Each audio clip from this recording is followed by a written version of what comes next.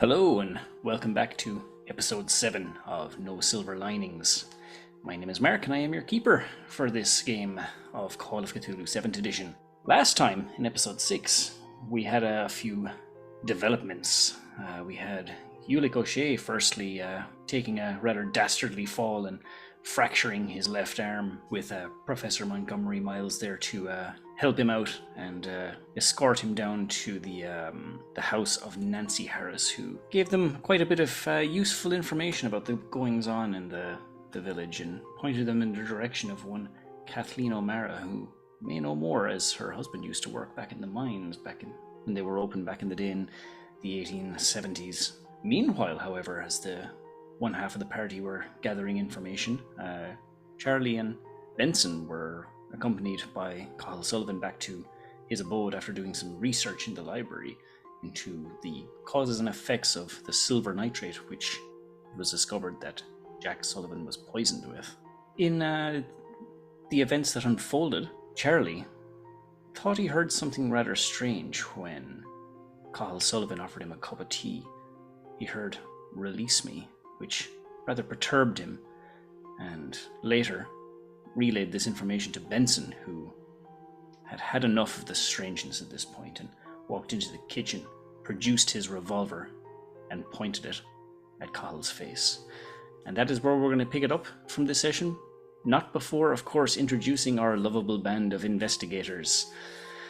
And let's start off with Dave.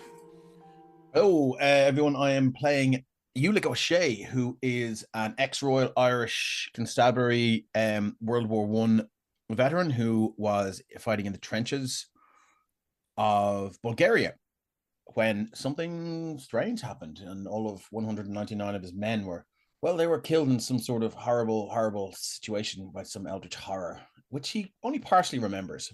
But he was the only survivor, and he was subsequently taken to an insane asylum. And given the latest and most groundbreaking treatments, which include electroconvulsive shock therapy and an insulin coma for several weeks. And then he returned home only to find his mother in Silver Mines flip out, saying that that's not my son. And then she promptly had a stroke and died. So he is very interested in all things occult, and the puka especially, which he is sure lives around here somewhere. Thank you very much. And next up we have Ryan. Hi guys, I'm Ryan, aka Deranged Rhino, as you probably know by now, and this evening I am playing Professor Montgomery Miles. He's a mild-mannered professor, working away and researching up in Dublin, and has come down into the mines to try and work out what exactly is going on, and has met a rather curious fellow in Ulick, who is slowly starting to psychoanalyze, because that's something I do. Very good. You were also psychoanalyzing the ladies in the last session with Nancy Harris. Oh, yes, I was. Thank you, sir. Next up, then we have Keith. Hello, my name is Keith, and I am playing Charlie Mitchell, a local gentrified landowner who is an antiquarian and a general interest in the occult, books and whatnot. This interest has led him down to Silver Mines, where something unusual is happening, as he is exploring with his, to put it mildly, strange bunch of newfound compatriots. He's finding things are getting a little too real for his liking. What he's going to do about it, we're going to find out with the help of his good friend and gun-toting Benson. And speaking of Benson, Dean, would you like to introduce your character? Hello, I am Dean, or Dino Bags as a lot of people know me. I met these guys when we met in the deli in Lidl and fought over the last chicken in the shop, and I won the Battle Royale. Chicken I Royale. am playing Chicken Royale. I am playing Benson Cartwright, a very curious investigator from Washington who has traveled parts of the globe looking for anything strange and occultish, and I think I might have found it. Indeed you have, and it is with Benson and Charlie that we are going to pick up this episode today. Charlie, you stand at just between your car that's parked outside Cathal Sullivan's house and the open front door of the abode, and you can see down the hallway at the end where the kitchen is, Benson stands at the threshold of the door. You can't see Cathal, but you can see Benson standing there, producing a large revolver from his holster and pointing it. Benson, as you stand there with the barrel of your gun trained at the forehead of Cathal Sullivan, he drops his teacup, throws his hands up, and he says, Benson, what is the meaning of this? What are you doing? I'm trying to get a few answers out of you, you slippery little bitch. Take a seat. Charlie, come here, and if you're not satisfied for his answers, I'll be satisfied taking his life. Can I ask you to roll an intimidation check, please? Yes. As he's rolling that, Charlie will grab the rope from the pack he has been packing and will march into the kitchen. Intimidation, where are you hiding? There it is. Oh, a 40. It's handy enough. Will I drop all 50 points and look in it? Probably. Oh, extreme success! That is a Did it really? 3 over 40. Yes! Get it all up inside ye. 3 out of 40. That Fan. is an extreme success. So when you wave this gun at his face and you tell him to get into the chair, you see a steady flow of wetness dribble down the left leg of Cahill's pants, and he stumbles over himself to grab a chair, and eventually he just kind of flops onto the seat, hands still raised. Hang on, just don't shoot. You're not in the Wild West now, Cartwright. Let's take it easy, hey? As he says that, Benson's lifting his boot up. He has the heavy worker boots on him, but they're a bit stylish. And I'm stepping between his legs, so my toes are just resting on his wee ghoulies. I'm pressing the revolver towards him. Charlie, come in here and ask your questions. Charlie comes in and starts tying this dude up and stands over him. What did you just say to me? I can't imagine what you're talking about, Charlie. Please. When I walked into this place, when I drove in here in the car with you, I heard something. A phrase was whispered into my ears, into my mind directly. When you walked into the room a minute ago, you repeated that phrase. Now, tell me what you said. What when I came into the drawing room? I just handed you a cup of tea. You did not. Now, you listen to me. I did. This man has I gone. You are going to repeat that phrase, or this man will shoot you. Benson, if he moves, warning shot in the kneecap. Second shot between the eyes. No. If you rather not spend the rest of the winter tied to this fucking couch, you will tell me what you said. Gentlemen, please, let's... Charlie, you're turning me on. Can I do an insight check to see? There ain't no insight in Call of Cthulhu, but you can roll psychology. I can. I have a 10 in psychology. Fucking is now, boy.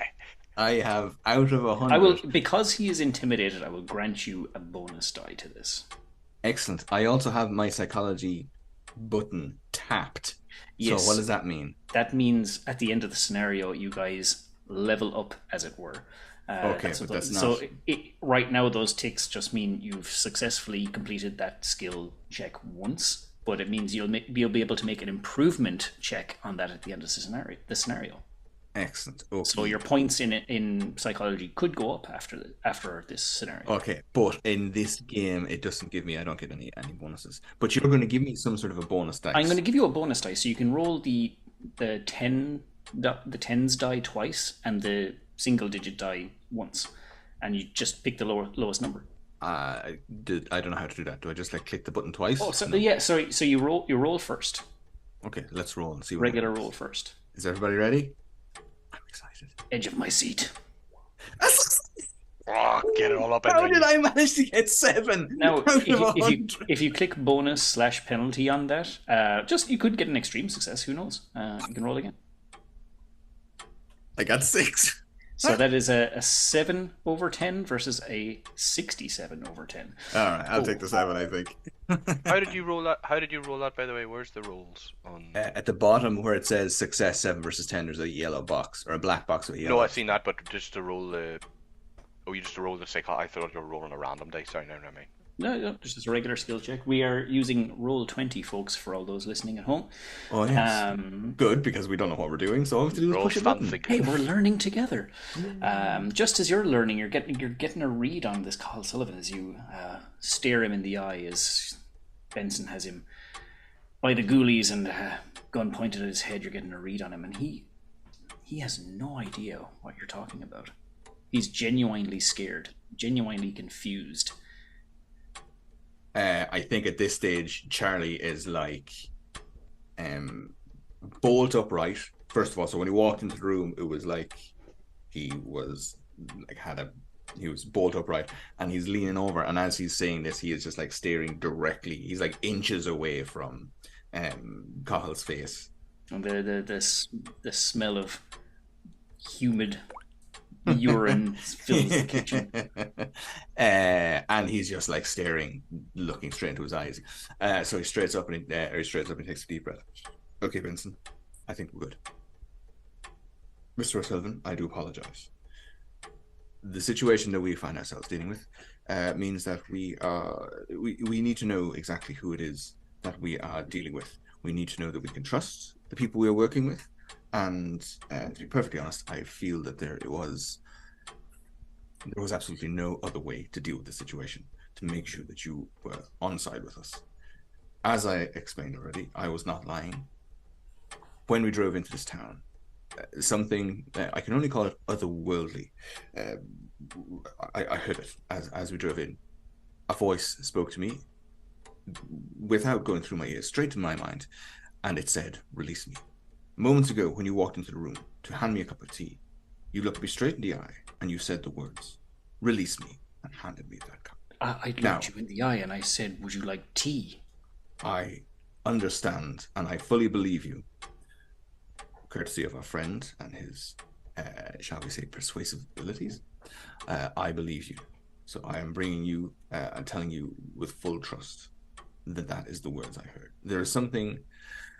there is definitely something a little more than meets the eye going on here. We are going to discover what it is, but you have my utmost apologies for treating you in this manner, and I hope you can forgive me and understand where we're coming from.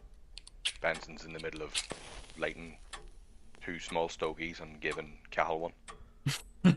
But Benson's chewing on his, it's not lit yet, and he leans in, like that, like the trooper with a big mask on him leans in, looks at him and goes, "I still don't trust you, boy." Leans back out. Charlie's like, and now I think now I think I definitely need that cup of tea, if you'll excuse me. And you can see Charlie, during this whole endeavor, was kind of like bolt upright, very assured, spoke very clearly, and now he's kind of settled back into himself, and there's almost a visible tremor now that this kind of like authoritative phase has passed, and he excuses himself and goes off to that probably now tepid cup of tea that was passed to him earlier on, that he now feels like he can drink, because earlier on he thought initially it was like maybe it was poison.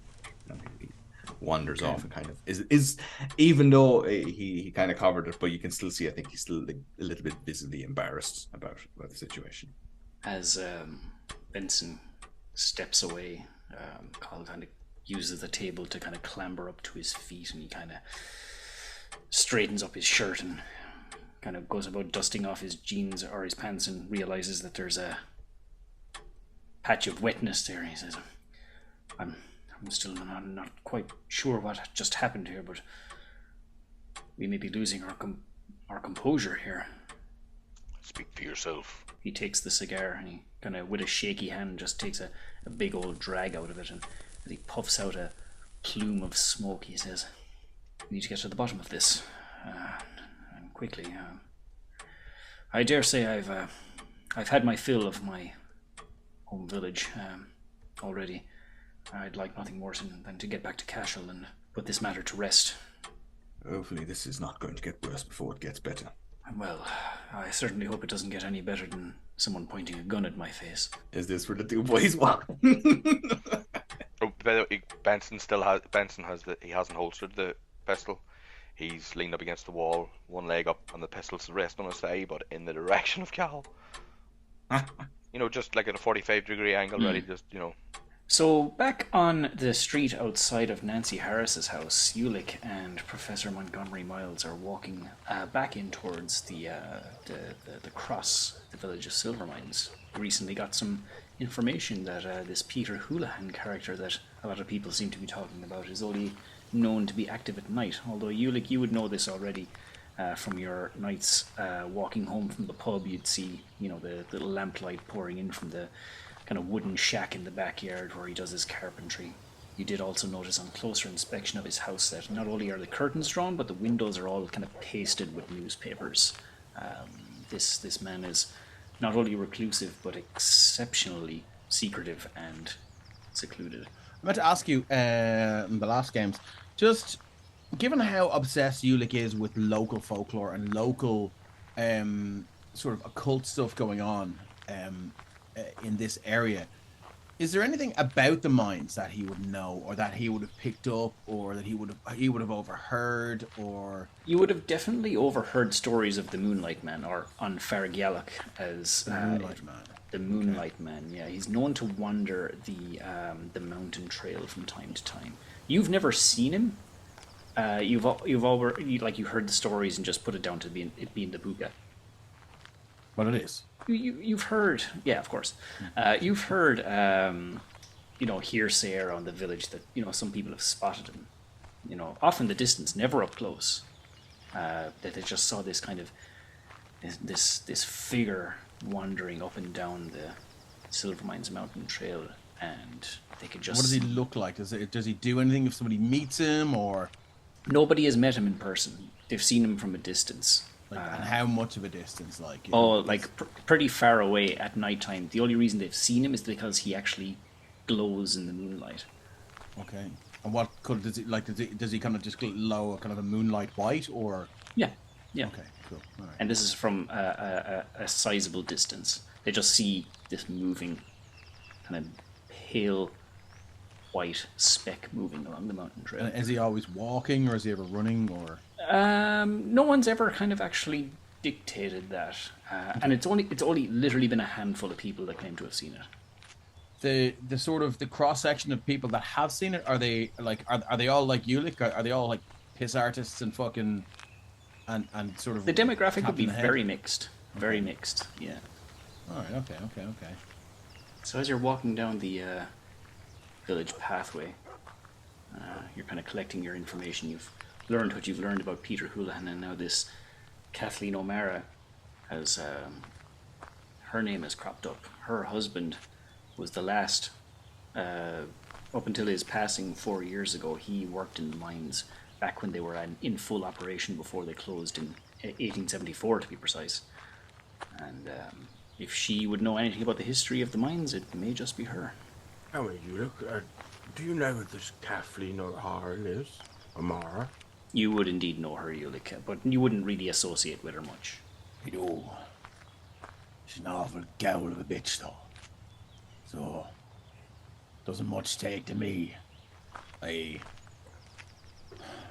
don't know. There's a cobble near her gaff, the house down there, up above below there, the silver mines, and I always seem to catch me left foot when I'm heading home. I've tumbled in and I've ruined her hedge a couple of times this stage. Now I've got fucking arse over tit over the wall. So she's particularly disliked for me, but her little dog loves me.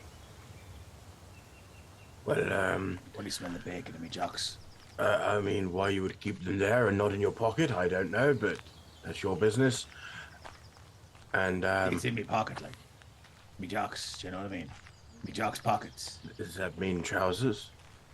Like 24 balls and a 12 apostles. Of course it means that. I must say, I find you particularly curious. But would you like to lead on, and we'll head towards... I will.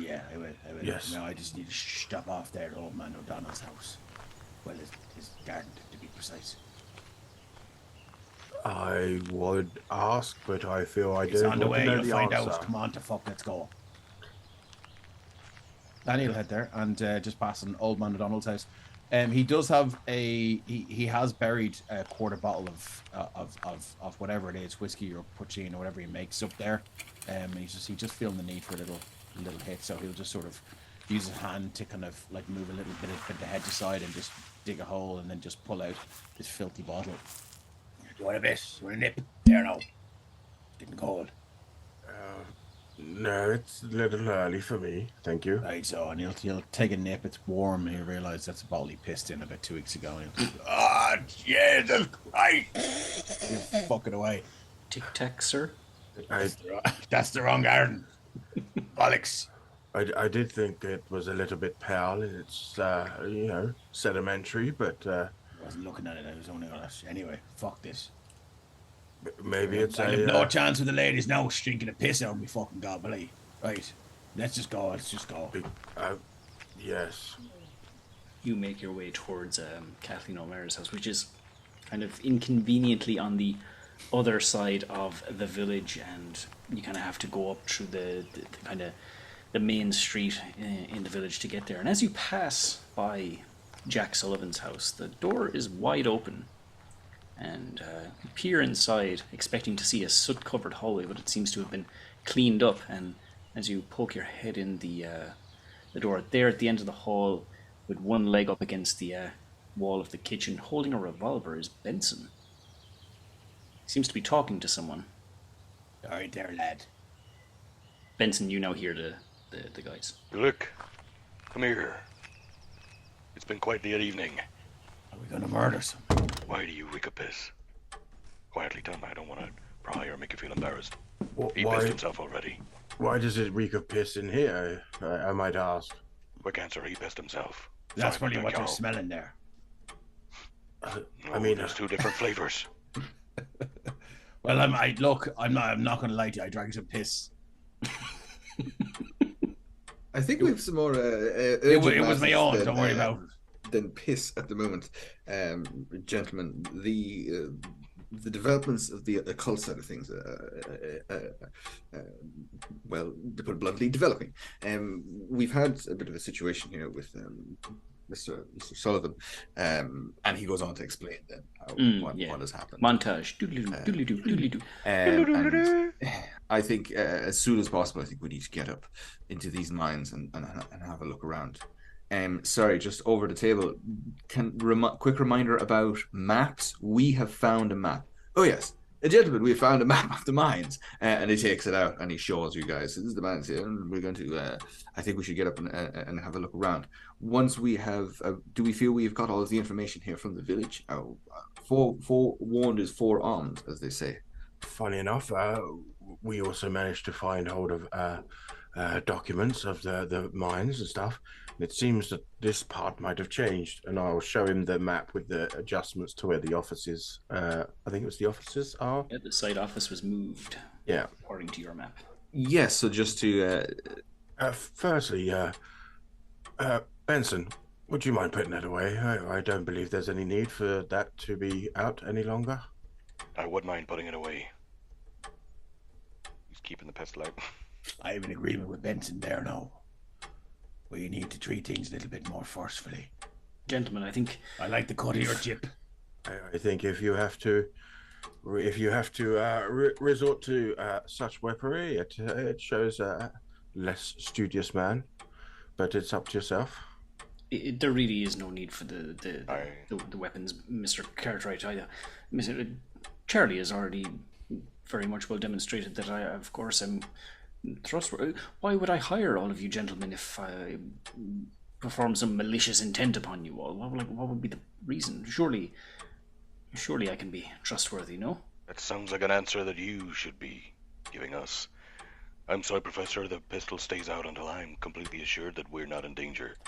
You weren't here, 3 minutes ago? Well, regardless, I think we definitely need to. I think the pistol hopefully won't be used, but who knows? But the point is, it might not be any use. We've already had one body shot after he's dead, so. But regardless, weaponry aside, I think this new map is revealing more than it does on the surface. It tells us here that the site office moved, which seems fairly simple and straightforward. You can see that the original site office has been scrubbed out by, I think this is pencil or pen off the original map, and has been moved over to drilling site number 4. But the thing that interests me the most is the annotations. The date of the change has been January 10th, 1918. And if he just checks his paperwork, goes, The mine was closed for the second time in November 1917. So by January 1918, there was no activity taking place in the mine. So there was no site office to be moved, officially at least. From what the research I've showed. The mines have been abandoned since 1917. It's been condemned. Nobody's been up there. Exactly, but we've got an updated map here, not just of some local putting his information or recording his own personal explorations or hobbies or what have you. For some reason, it seems to indicate that the site office has moved. But the site office would not be open at this stage; it would have been long closed. Where did you procure this map? I think considering what has happened and transpired here, it might be best if we don't tell you for now. We went back to the news, gentlemen. I don't know if you remember, Monty, but I put on a big show about telling him in front of the librarian. Yes, I remember the fellow. We respected the facts too much and what have you. But Cathal stepped back and had a conversation with him there when we went to town and managed to procure this map. But the updated map, that's... regardless of the origins, there's definitely something strange and unusual going on. Was there anything else you discovered on your little adventures as you went out? Before we answer that, because he asked about where did we get that from, Mark, do I get the feeling that he knew about it? Make a psychology roll. 72 out of 75, so a success. Regular success. He is genuinely curious. You can see the raised eyebrows. So you can see, like, looking at it, going, "Where did you get this?" I'm genuinely confused, or not confused, but interested more than anything else. Like, do you recognize the handwriting? Do you? You know, I'm gonna roll a little check for Cathal. Want to go Super Saiyan? That is a 30 over... Let me just get this category. 30 over 40. I was like, well... He squints at it. Dearie me. I could almost swear... Now, I haven't seen anything written by him in a number of years, but I could swear that is Jack's handwriting I see on this paper. Did he write this? Where did you get this? Doesn't matter where we got it. Do you think it's Jack's handwriting, do you? I'm almost sure my brother. This is his handwriting. And if that was Did you get this from Houlihan? Doesn't matter where we got it. We just got it, right? Now, quit fucking asking, or I'll have my pal over there. Very well, very well, very well. You're the experts in and there's a distinct whack of piss off his mouth as he leans close. The kitchen of the Sullivan household does not smell very good right now. He turns to the rest of the lads and goes, my arm's fucking fine, by the way, you pricks. And he's going to go in and take one of his sheets and try and make a sling with one arm. Yes, he fell over a wall while... I was knocked down by an automobile. Yeah, I think he was a little drunk. What? No. Is there still soot all over? There would be. Well, he around the except for sides his of face, which he dried in the which he washed in the wet grass. So he would have sort of kind of leaned over on his knees and just ran his face right through the grass. But the rest of him is covered. The rest he's covered in fucking soot, yeah, and probably a few chicken feathers as well. This is all. There's just a lot going on. I think action at this stage. I think we need to get into the mountains. Is there more to be? Is there more to be found in the town? Is there anyone we need to speak to? We haven't been to. What is it? Houlihan? Was that the chaps? We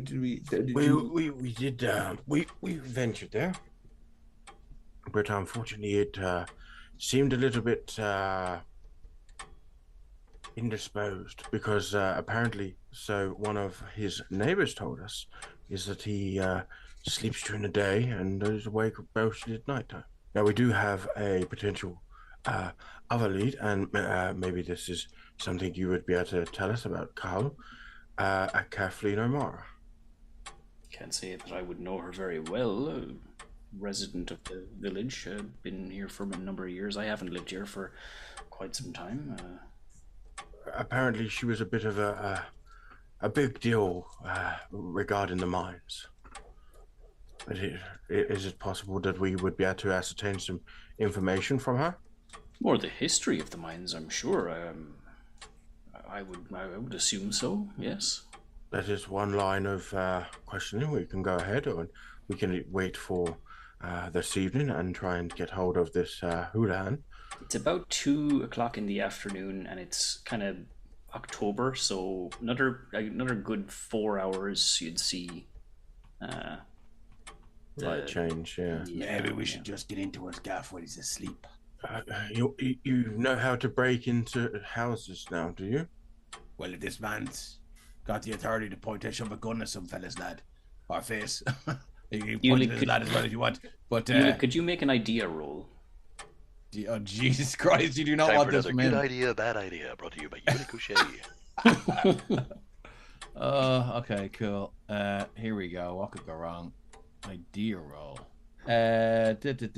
Jump, law, library use, listen. I don't. Is it up? Is it up? Oh, above? sorry, it's intelligence. It's just straight intelligence, isn't it? Okay, so he's 65 intelligence. I mean, you wouldn't think it. That's a success. 51 over 65, a regular success. Yeah, as you say that, like, maybe we should just break into his house. You remember that Nancy Harris watches the neighborhood like a hawk, and if she saw someone breaking into his house, she would most certainly be spreading that gossip, and that would probably bring the lawmen to your door. Well, we should Preferably not your front take out door. Nancy Harris first, and then. Many Oh, bullets yeah, do you okay, have? cool. But, right, maybe not. I mean, I could always possibly distract her if you wanted to break in. Great idea, Wait a minute, distract who? Nancy Harris. Miss Harris, yes. She's The next door neighbor. she's a kindly lady who gave us the information about Houlihan not being available during the day. But it just seems that she is a bit of a nosy Parker, as one might say. Well, maybe for the promise of more information, she might divulge some to help us enter his premises. I don't think she would help us in that regard, but if I was able to deliver her something possibly juicy, I think that would keep her attention long enough for you guys to dive in. Montgomery, I didn't know you had it in her. You. I do hope that was a Freudian slip, but yes, we can chat, is for sure. Why don't you talk to her and distract her while we make our way inside his abode? That's exactly what I just said. Yes, I'm just translating it for the rest of the guys. Oh yes, okay, of course, yes. I'm still thinking about you slipping into her yourself. Wait, what's happening? I really don't know if this is the sort of conversation I would like to have with you while you have your pistol out. Benson just slides the pistol in. What's the clasp over it? You're probably right. Yes, we don't want it going off prematurely. I suppose. Well, I support the potential of getting in here if we think that is Mr. Mr. Houlihan is. Do we think the information that he has is in his head is what we're looking for, or is there some? Do we believe there's some sort of evidence or something we found in his house? I thought it was his insight we were searching for. Therefore, breaking in while he's in bed, maybe that's not the best option, especially if we get caught or he discovers. If he's a bit of an odd chap, it might lead to him being less cooperative, maybe rather than waiting and approaching him when he's in his waking hours after dark, maybe with a little bottle. Pretend to be from the county council. Do you believe he's fond of members of the county council? Right, we could tell him. I don't know. There's been a rezone of the land or something. He stands to gain an extra acre. That yes, it might be the kind of good news. I could put him in speaking in a mood to loosen his tongue, so to speak. I do think Charlie, that you may be onto something there, because I do know perhaps speaking with this man might be the best option. As I said before, he was the last person to speak to or see my brother Jack before he went missing and eventually died. He might be able to provide some insight as to how he ended up that maybe the police didn't pick up on. I certainly do think speaking to this man would be... Have you met him before? Oh, I have, when we were all boys. As I said, I have lived away from the mines for quite a number of years, and well, he seemed like a regular old chap, and although apparently he's some sort of recluse now, I can't say I know too much about him. Well, I do think I agree. He seems to be one of the biggest parts of the puzzle that we're missing.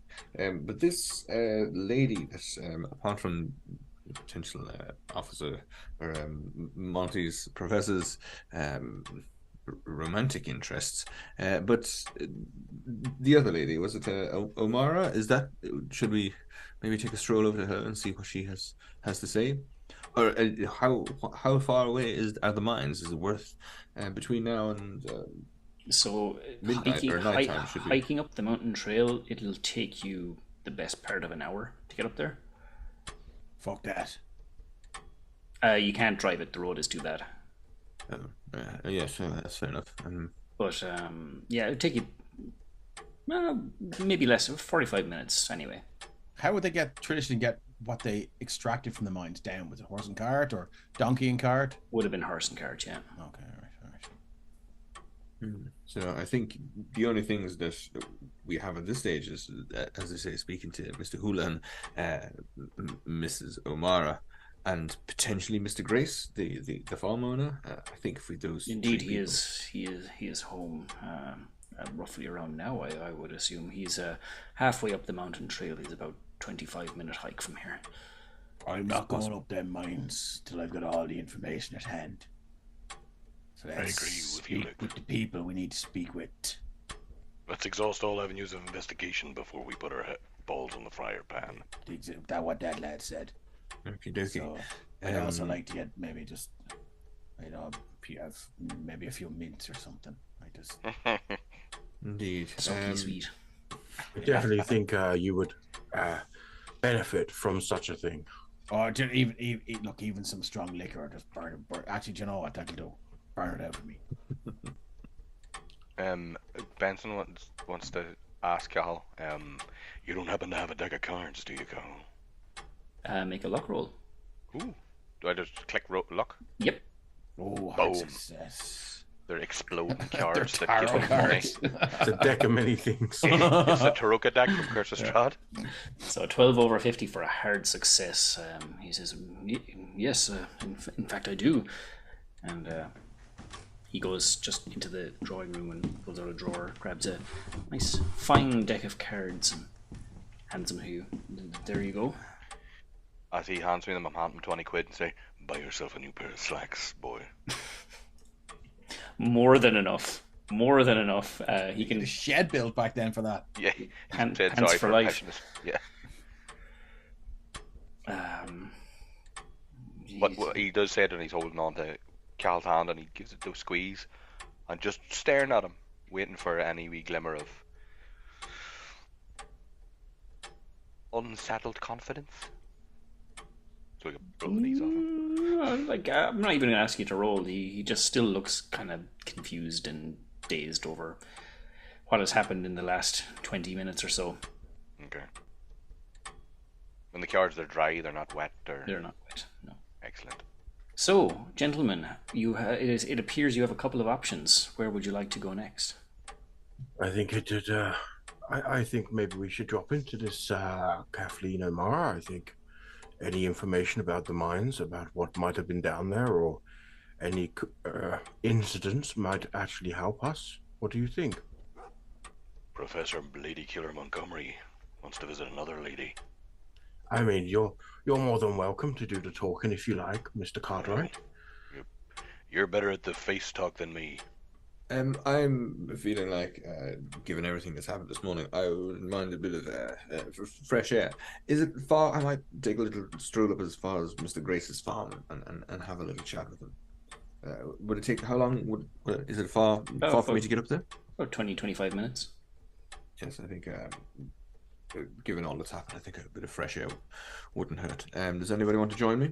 Well, look, before we go, wouldn't he release me with this fucking sling here now? Give us a hand there. I'm a bit stuck. I'm sorry, I have to. What has happened to you? You look absolutely terrible. Are you okay? Can you? How can between Dave and Mark, can you just describe what is going on with this? Well, because for those that weren't listening the last episode, I believe our friend Ulick has fallen down a chimney. Yeah, well, I mean, no, he just broke into a house a little bit quicker than he thought he would, down the chimney, and yeah, he is covered in soot. He's covered in blood, his own blood from where he broke an arm and scraped himself all the way down, and his entire body's filthy, but his face is exceptionally clean. I'd say it was less breaking into a house than breaking a house, but yes. House breaking him. Well, yes. Is there anything we can do to ease your suffering? Sorry, I can't remember, from a hit points point of view, or from a, I don't know, can't remember. He's on a 1. He's on 6 out of 10. 6 out of, he's on 6 out of 10. Okay, that's not too bad. It should be 4 out of 10 because he took 6 falling damage. Oh, sorry, yeah, I must have typed in 6 then. Sorry, let me just because a major wound happens when you lose more than half your health. There we go, yeah. Okay, cool. so you're Major wound and constable pain. Taking some corporal punishment. You might you could probably just stay and rest a little bit if you I'm if you want. bollocks saying rest now. You sound like my old fucking mad there now. I'll be heading down to the gaff. I want to try and use first aid to make a splint. Absolutely, but yeah. I really don't like the luck of the chances. Just don't fuck this up, alright? No. Benson pulls out his pistol. No. There. Right, come here to me now. You, there, Charlie Mitchell now, or whoever's best with this thing, release me now with a sling here, will you? Now, what type of break does it look like? Is it compound? Or is it just it's just a fracture? Is there a bone sticking out? There's no bone sticking out. It's like a hairline fracture, but it's quite painful. I would invite anyone who wants to make this sling or splint to make a first aid roll. Are we allowed to tell each other what our numbers are in first aid? Sure. You can say, like, you could obviously say, oh, well, I read this book about, flavored. I've got 30 first aid, so I'll give that a go. I'm sitting exactly the same as you. I've inflicted a fair amount of wounds, and this looks easy enough to patch up. Oh, yeah, that's a failure. That's 65 out of 30.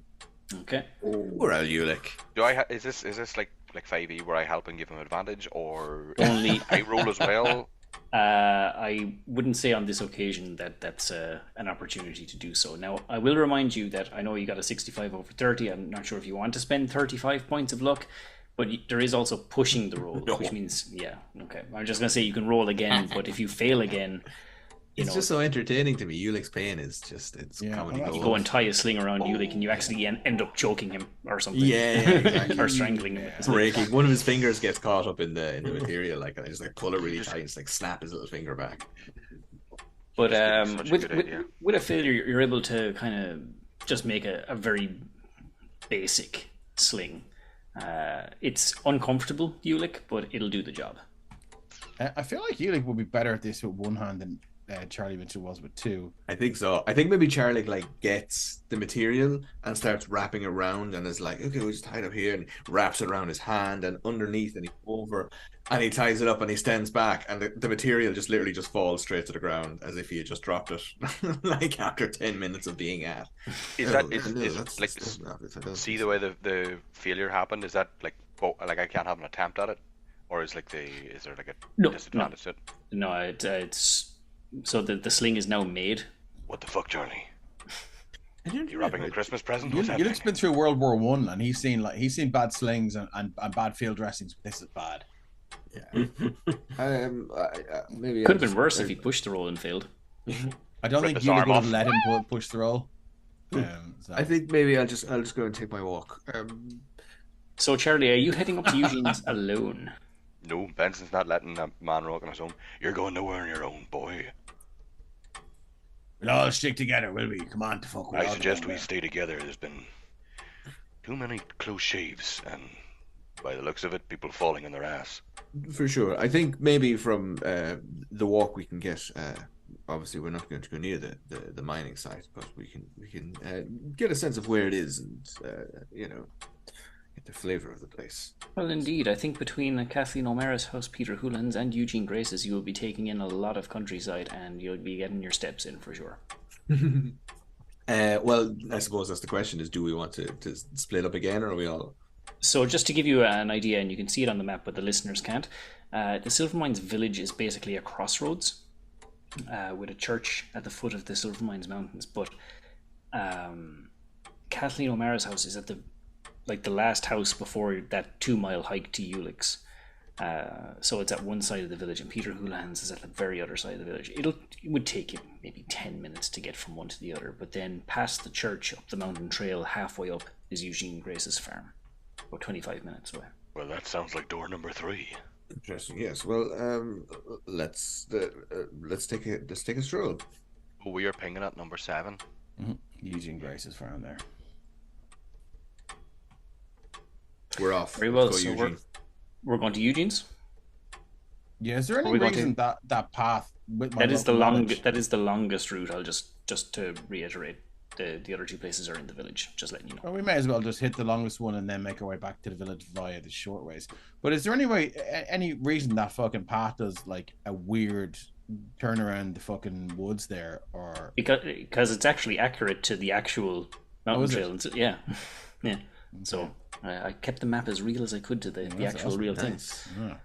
I actually googled it. I'm going there for a pint someday. That's I'll happening. I've go been with there you. for We'll a go- point. We'll go to Hickey's. Yeah, That's it. We'll Shout out record to it. we Yeah, should that's we should all try and go there for the crack.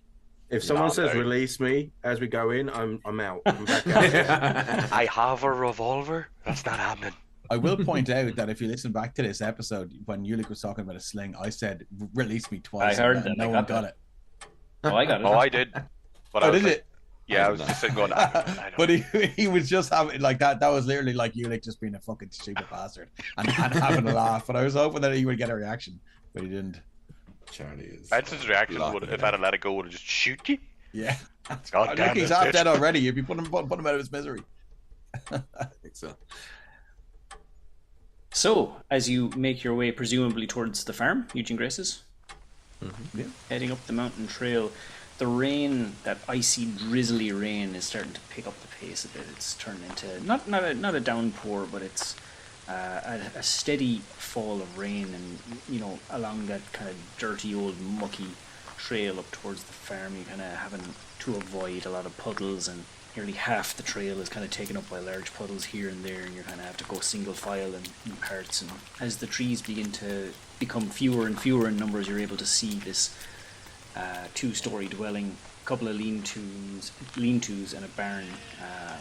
You can hear distant sound of cows, a couple of sheep here and there along the fields, and you can see just like it's probably around 2:30 in the afternoon now, and you can see that there's no activity out in the farm. Like you can hear the sounds of farm animals, but you don't see anyone kind of working or wandering around.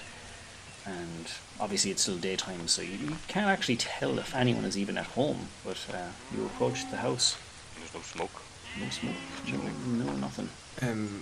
Well, maybe I'll. This is my idea, so I don't mind taking the lead on this and going up and having a word with this chap. Do you guys want to maybe? I don't want to kind of overwhelm him by having all of us up here. Maybe hang back and I can call you up if needed. I'll keep an eye out for Puka. Indeed, yes, of course. In case who does.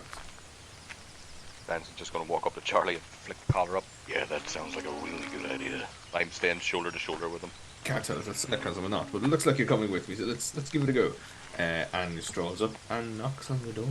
It's this red door with an ornate brass doorknob on it, or door knocker, and a brass handle on the door, and a little brass letterbox there is around your belly height, and It's a sturdy old door, and you give the knocker a knock, and for a moment or two you don't hear anything. Then you hear a couple of footsteps from within. You're looking closer and closer to the door. There's no glass in the door, so you can't see any figure there. And there's a moment of silence, and then you hear the... It wasn't the door. It was the letterbox. And you see 2 barrels of a shotgun come out from the letterbox, pointed right at your gut. You hear a, "Get away from here.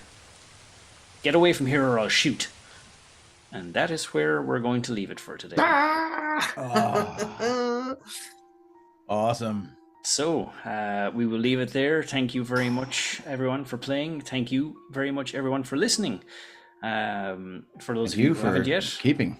Oh, well, you know, keeping up with the investigators. Yeah, if you haven't already, feel free to drop us a like and a follow here on the podcast, and you can also jump over to the Emerald Collective podcast on our Discord channel and all social media. Give us a like and a follow. They're a great bunch of lads. We don't just do Call of Cthulhu, we go do a whole bunch of other stuff. So yeah, drop us a hello. And I don't know if we're waiting until the end to mention this, but this game we're playing, Mark, you wrote this. I did. So people can go online and buy this if you like what you hear and you want to torment your friends the way that Mark is tormenting us. In a If you like the cut of our jib. If you want to cut somebody else's jib, you can head online and look this up. And this is called No Silver Linings, Mark, right? Indeed it is. You can find it on Drive-Thru RPG. Drive-Thru RPG, etc., etc. Go and check it out. We're having a super amount of fun. Yeah. It is genuinely scary. It is frightening. Really well written. I feel like we've got loads of options, but I don't feel railroaded or anything like that. So no, it feels really organic. Like there's no railroading, there's no shipwrecking. Where it's our choice. I'm and kind they're of always worried that the we're wrong not choice. investigating. We're all as we should be. mangled. yeah, I think we're kind of breaking the game a little. I feel like we've missed a lot of shit that Mark really wants us to find.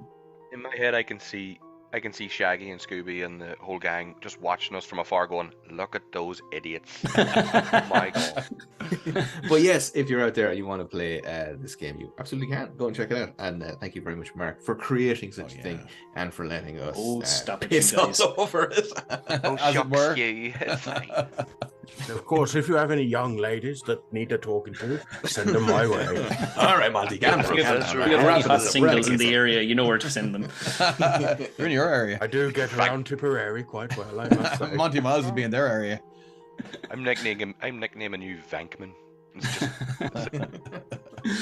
All All right, you guys, we'll leave it there. Thanks so much for listening. We'll catch you next time. Thank you. Bye. Bye, guys. Look now, lads.